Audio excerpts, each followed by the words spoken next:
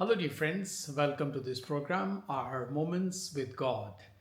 Today, we reflect on the readings of the 24th Sunday of the year, and it is the 15th of September. On normal days, it would have been the feast of Our Lady of Sorrows, but because once again it is Sunday, like last Sunday, it was the birthday of Mary, but we did the readings of Sunday as also today.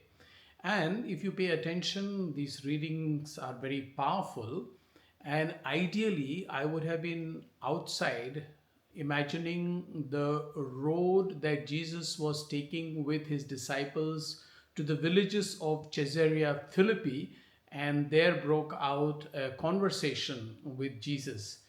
But suddenly the weather here has changed. It is very cold and raining outside, and therefore I can't go outside. I have chosen to make this video inside this little hall, but at the same time, it connects very well to the readings. You see, on my right, you see this is a picture of the Last Supper of Jesus. Of course, this is at that time when Jesus was having his Last Supper, nobody took a photograph because there were no cameras then. This is, of course, an imagination by an artist who imagines how Jesus must have been sitting with his disciples and in this position.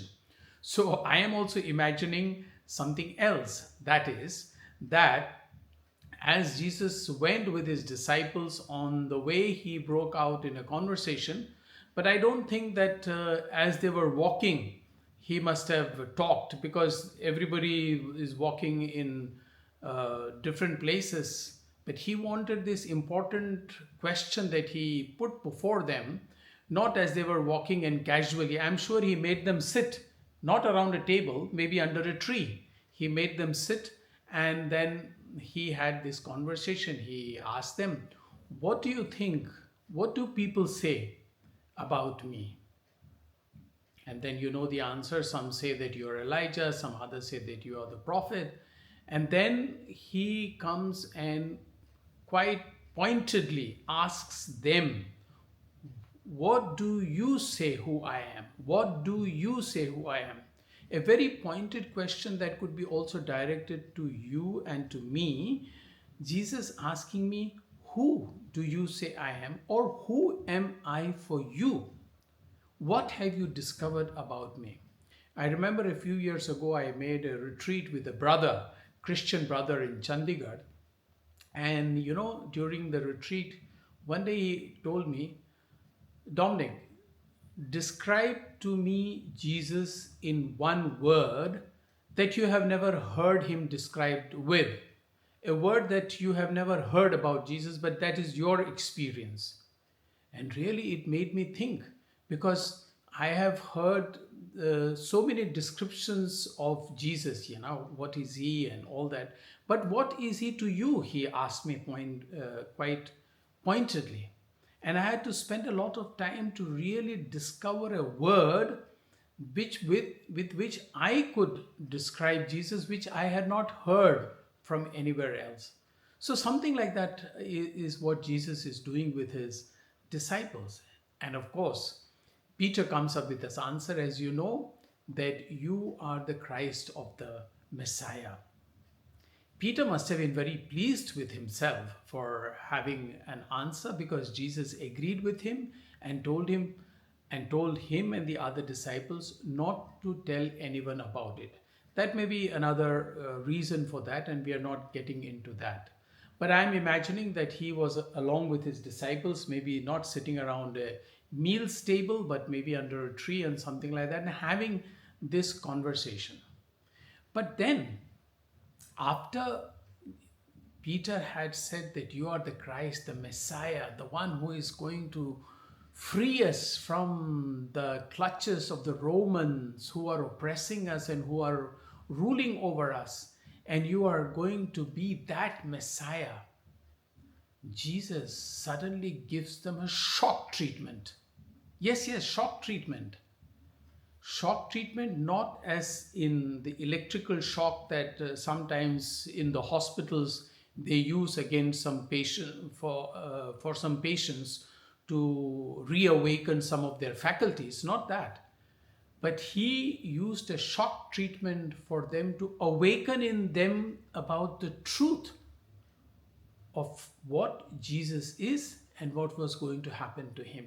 And that's why here I have the cross once again. Of course, cross is a theme and a symbol that is permanently with us, remains with us, and will remain with us always. So he told them that the Son of Man, whom you're calling the Messiah, the Anointed One, will have to suffer, will be mistreated, mishandled by the enemies, by Pharisees, or by, yes, enemies or authorities, and will be put to death.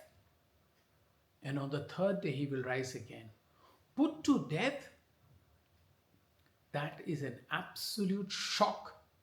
This is a Messiah who is supposed to free them, and he's talking about suffering and death. No. That is not acceptable. And as we see in the reading, Peter takes Jesus aside and rebukes him. That is a strange word to use, a disciple rebuking his master or scolding his master or disagreeing totally with his master, saying, no, this cannot happen. You are the Messiah. How can you suffer? How can you die? And that also a criminal's death on the cross. And Jesus tells Peter, get behind me, Satan. Shocking words. Shocking words. Get behind me, Satan. Because you think like human beings and not like God. Because the suffering and death is something that nobody wants to hear about, nobody wants to go through, and nobody wants to take it on. And here it is Jesus who is talking about himself. He was God, Son of God. He could have avoided this. But he is talking about as if this is what is necessary for him to achieve the salvation that he came to do for us. There is a lot of deep thoughts behind this, but I am sure you will be able to gather how the disciples first of all discovered who Jesus was, and I am sure you will have an answer too as to who Jesus personally is for you. And do you accept Jesus as a suffering servant as it is mentioned in the first reading from the book of Isaiah? Or do you only consider him as, somebody crowned and King of Kings and only very happy and only very giving us a lot of positive things? Yes, positive things he gives. He gives us the gift of life. He gives us the bread of eternal life, all that fine, but not without the cross, not without the suffering. I hope we can all understand the real meaning of Jesus's statements and follow him to the last. I wish you all the very best and thank you.